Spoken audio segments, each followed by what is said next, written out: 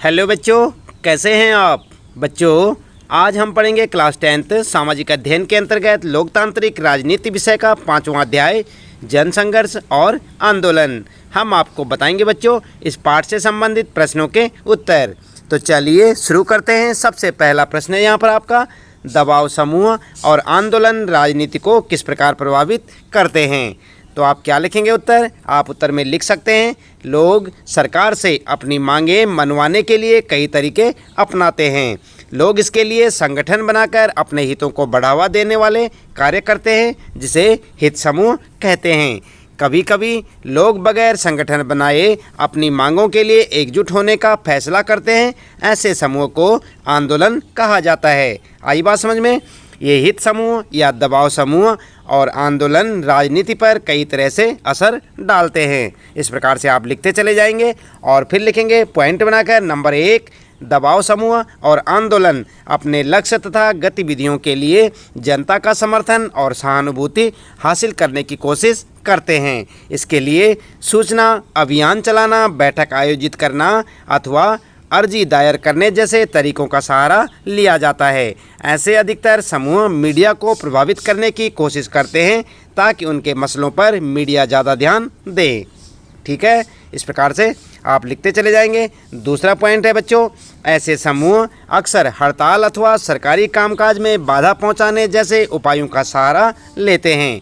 दबाव समूह तथा आंदोलनकारी समूह ऐसी युक्तियों का इस्तेमाल करते हैं कि सरकार उनकी मांगों की तरफ ध्यान देने के लिए बाध्य हो। तीसरा पॉइंट लिखेंगे, व्यवसाय समूह अक्सर पेशेवर लाभिस्ट नियुक्त करते हैं।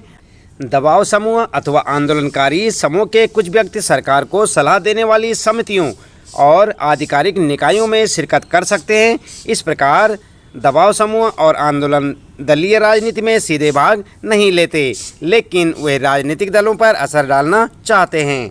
ठीक है, तो इस प्रकार से आप लिख सकते हैं अपने पहले प्रश्न का उत्तर। उसके बाद शुरू होता है बच्चों दूसरा प्रश्न, और यहाँ पर पूछा है दबाव समूह और राजनीतिक दलों के आपसी संबंधों का स्वरूप कैसा होता है, वर्णन करें। तो आप उत्तर में लिख सकते हैं, दबाव समूह दलीय राजनीति में सीधे भाग नहीं लेते, लेकिन वे चुनावों के समय तथा चुनावों के बाद राजनीतिक दलों पर असर डालना चाहते हैं। दबाव समूह राजनीतिक दलों के माध्यम से ही अपनी मांगें मनवाने की कोशिश करते हैं। दबाव समूह और राजनीतिक दल के बीच का रिश्ता कई रूप धारण कर सकता है। कुछ मामलों में दबाव समूह राजनीतिक दलों द्वारा ही बनाए गए होते हैं अथवा उनका नेतृत्व राजनीतिक दलों के नेता करते हैं। ठीक है, इसके बाद पॉइंट बनाकर लिख सकते हैं बच्चों, कुछ दबाव समूह राजनीतिक दल की एक शाखा के रूप में काम करते हैं। जैसे भारत के अधिकतर मजदूर संगठन और छात्र संगठन या तो बड़े राजनीतिक दलों द्वारा बनाए जाते हैं या उनसे संबंधित होते हैं। ठीक है, दूसरा पॉइंट लिखेंगे, दबाव समूह चुनाव के समय राजनीतिक दलों की आर्थिक मदद करते हैं तथा इस मदद के बदले में चुनाव के बाद यदि वह राजनीतिक दल सरकार में आता है तो उस पर ये दबाव डालकर अपने हितों की पूर्ति के लिए नीतियां बनवाते हैं। इस प्रकार राजनीतिक दल व दबाव समूह दोनों एक दूसरे के लिए जरूरी हैं।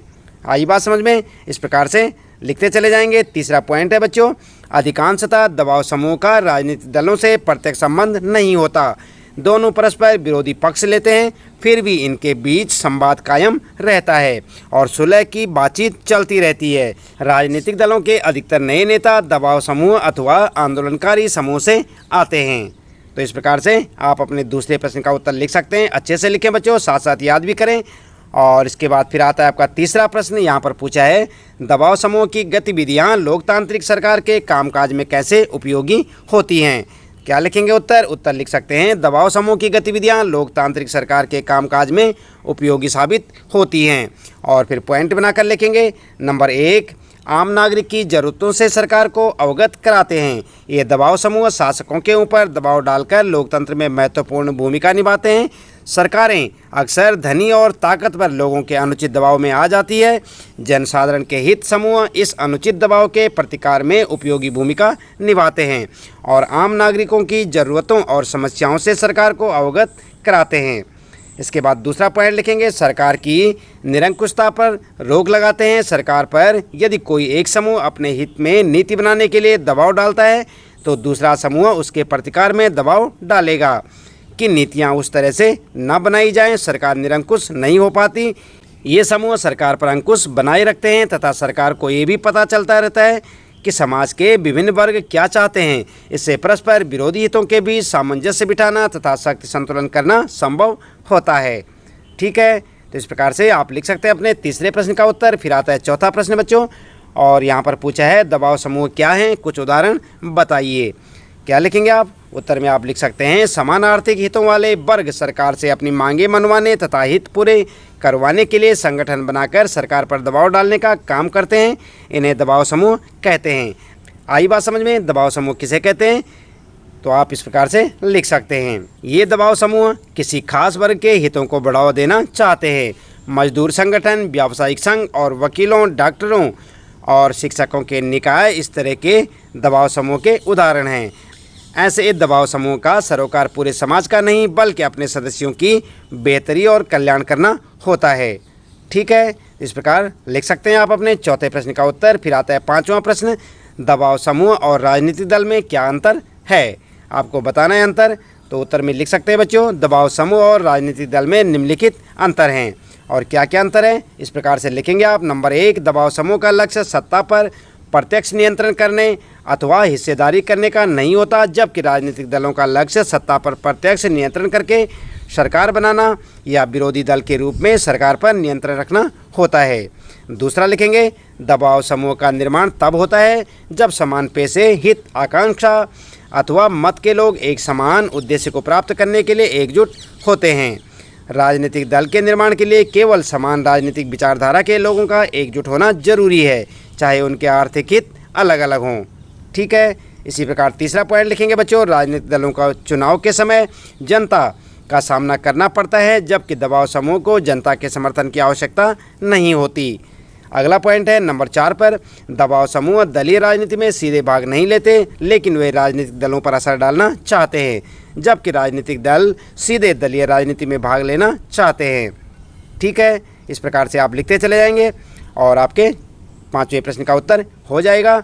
फिर देखते हैं यहाँ पर बच्चों, छठा प्रश्न आता है आपका, और इसमें पूछा है जो संगठन विशिष्ट सामाजिक वर्ग जैसे मजदूर, कर्मचारी, शिक्षक और वकील आदि के हितों को बढ़ावा देने की गतिविधियां चलाते हैं उन्हें कहा जाता है। यहाँ पर आपके लिए खाली स्थान छोड़ रखा है, क्या कहा जाता है? उत्तर में आप लिख सकते हैं बच्चों, उत्तर में लिखेंगे दबाव समूह। आई बात समझ में? इस प्रकार से आप अपना उत्तर दे सकते हैं छठे प्रश्न का। और फिर आता है आपका सातवां प्रश्न, निम्नलिखित में से किस कथन से स्पष्ट होता है कि दबाव समूह और राजनीतिक दल में अंतर होता है? और यहाँ पर आपके 4 विकल्प दिए हुए हैं बच्चों। क है, राजनीतिक दल राजनीतिक पक्ष लेते हैं जबकि दबाव समूह राजनीतिक मसलों की चिंता नहीं करते। और उसके बाद अगला है ख वाला, दबाव समूह कुछ लोगों तक ही सीमित होते हैं जबकि राजनीतिक दल का दायरा ज़्यादा लोगों तक फैला होता है। अगला है बच्चों फिर ग है, दबाव समूह सत्ता में नहीं आना चाहते जबकि राजनीतिक दल सत्ता हासिल करना चाहते हैं। और घ है यहाँ पर, दबाव समूह लोगों की लामबंदी नहीं करते जबकि राजनीतिक दल करते हैं। तो उत्तर में आप क्या लिखेंगे? इन चारों में से आप उत्तर लिख सकते हैं कि ग वाला आपका बिल्कुल करेक्ट ऑप्शन है, दबाव समूह सत्ता में नहीं आना चाहते जबकि राजनीतिक दल सत्ता हासिल करना चाहते हैं। ठीक है, तो आपका उत्तर हो जाएगा। उसके बाद आता है बच्चों आपका फिर 8वां प्रश्न, सूची फर्स्ट, संगठन और संघर्ष का मिलान सूची सेकंड से कीजिए और सूचियों के नीचे दी गई सारणी से सही उत्तर चुनिए। तो आपको यहाँ पर ये सूची देखने को मिलेगी बच्चों, इसका मिलान करना आपने फर्स्ट सूची का सेकंड सूची से। और यहाँ पर आप देख सकते हैं फर्स्ट सूची में पहले लिखा है किसी विशेष तबके या समूह के हितों को बढ़ावा देने वाले संगठन, और सेकंड है यहाँ पर दूसरा है जन सामान्य के हितों को बढ़ावा देने वाले संगठन, तीसरा है किसी सामाजिक समस्या के समाधान के लिए चला गया एक ऐसा संघर्ष जिसमें सांगठनिक रचना हो सकती है और नहीं भी, और चौथा है बच्चों ऐसा संगठन जो राजनीतिक सत्ता पाने की गरज से लोगों को लामबंद करता है। जबकि सेकंड में यहाँ पर लिखा है सूची सेकंड में क है आंदोलन, ख है राजनीतिक दल, ग है वर्ग विशेष के हित समूह और घ है लोक कल्याणकारी हित समूह। और उसके लिए यहाँ पर से आप उत्तर देखेंगे, ये दूसरी सूची यहाँ पर आप देख सकते हैं। और यहाँ पर क, ख, ग और घ, इनमें से आपको एक सेलेक्ट करना है कि कौन सा जो है बिल्कुल सही है। तो यहाँ पर आप उत्तर लिख सकते हैं बच्चों, ख वाला बिल्कुल करेक्ट है, ग, घ, क और ख। आई बात समझ में? तो ये आपका सही उत्तर होगा। इसके बाद फिर 9वां प्रश्न है बच्चों, ठीक उसी प्रकार सूची फर्स्ट का सूची सेकंड से मिलान करें और सूचियों के नीचे दी गई सारणी में से सही उत्तर को चुनें। और यहाँ पर भी इसी प्रकार से आपको एक सूची देखने को मिलेगी, आप अपनी पाठ्य पुस्तक में देख सकते हैं। सूची फर्स्ट और सूची सेकेंड। पहला है दबाव समूह, दूसरा है लंबी अवधि का आंदोलन, तीसरा है एक मुद्दे पर आधारित आंदोलन, चौथा है राजनीतिक दल। और यहाँ पर है सूची सेकंड में नर्मदा बचाओ आंदोलन, ख है असम गण परिषद, ग है महिला आंदोलन और घ है खाद्य विक्रेताओं का संघ। और उत्तर के लिए आप इस सूची को देखेंगे जो नीचे आपके लिए दे रखी है सूची, और इसमें से आपको सही सूची को चुनना है। तो उत्तर में आप लिख सकते हैं बच्चों, ए वाली बिल्कुल करेक्ट है, घ, ग, क और ख। ठीक है, तो ये आपका उत्तर हो जाएगा। इसी प्रकार से बच्चों फिर आता है आपका 10वां प्रश्न है, दबाव समूह और राजनीतिक दलों के बारे में निम्नलिखित कथनों पर विचार कीजिए। और यहाँ पर जो है ऑप्शन दे रखे, क है दबाव समूह समाज के किसी खास तबके के हितों की संगठित अभिव्यक्ति होते हैं, जबकि ख है यहाँ पर दबाव समूह राजनीतिक मुद्दों पर कोई न कोई पक्ष लेते हैं। और ग है फिर यहाँ पर सभी दबाव समूह राजनीतिक दल होते हैं। अब नीचे दिए गए विकल्पों में से सही विकल्प चुनें। तो यहाँ पर आपको सही विकल्प चुनना है तीनों में से। तो अ है यहाँ पर, ब है, स और द। तो यहाँ पर सही कौन सा होगा आपको देखना है बच्चों। तो उत्तर में आप लिख सकते हैं ब वाला बिल्कुल करेक्ट है, क और ख सही विकल्प है। ठीक है, तो ये वाला आपके लिए करेक्ट ऑप्शन होगा, आप इसे अपने उत्तर में लिख सकते हैं। इसके बाद बच्चों फिर आता आपका 11वां प्रश्न, और यहाँ पर कहा है मेवात हरियाणा का सबसे पिछड़ा इलाका है। यह गुड़गांव और फरीदाबाद जिले का हिस्सा हुआ करता था। मेवात के लोगों को लगा कि इस इलाके को अगर अलग जिला बना दिया जाए तो इस इलाके पर ज़्यादा ध्यान जाएगा, लेकिन राजनीतिक दल इस बात में कोई रुचि नहीं ले रहे थे। सन 1996 में Mewat education and social organisation तथा मेवात साक्षरता समिति ने अलग जिला बनाने की मांग उठाई।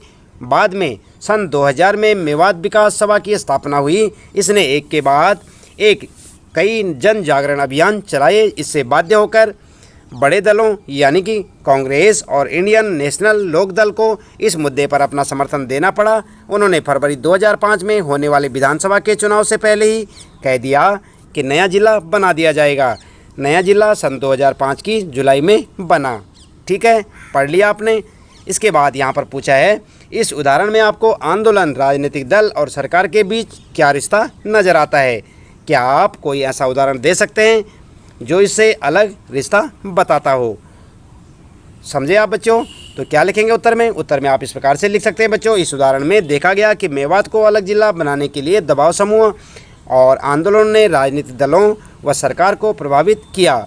जब चुनाव का समय आया तो राजनीतिक दलों को दबाव समूह के समर्थन की आवश्यकता हुई, इसलिए उन्होंने दबाव समूह की बात मानकर मेवात को अलग जिला बना दिया। इससे पता चलता है कि दबाव समूह राजनीतिक दलों पर अपनी मांगों को मनवाने के लिए दबाव डालते हैं और राजनीतिक दल सरकार में आने के लिए दबाव समूह का समर्थन चाहते हैं।